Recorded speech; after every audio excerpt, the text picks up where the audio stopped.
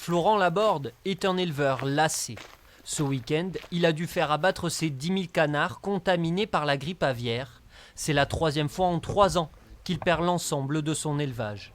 Ça devient fatigant et puis, comme je vous dis, on fait des efforts, on essaye de faire tout ce qu'il faut, appliquer les mesures de biosécurité. Nous sommes sur exploitation 2 éleveurs.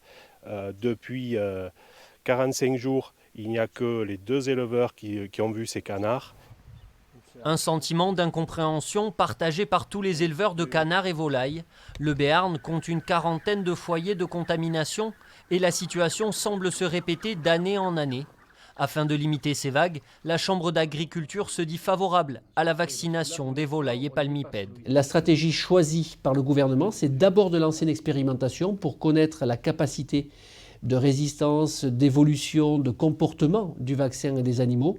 Et ensuite, on verra ce que décide le gouvernement sur avis de l'ANSES, qui est son laboratoire agréé.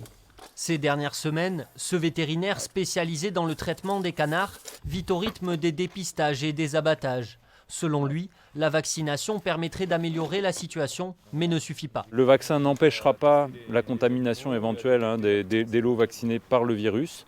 Ça peut tout au mieux en atténuer les conséquences en termes de mortalité, en termes de diffusion. Mais il faut bien garder à l'esprit qu'un vaccin n'empêche pas la contamination et donc le vaccin viendra en complément de la mise à l'abri, des mesures de biosécurité renforcées. L'influenza aviaire peut circuler sous différentes formes d'une année à l'autre. Un vaccin pour volailles et canards devrait donc trouver une efficacité face aux différents variants.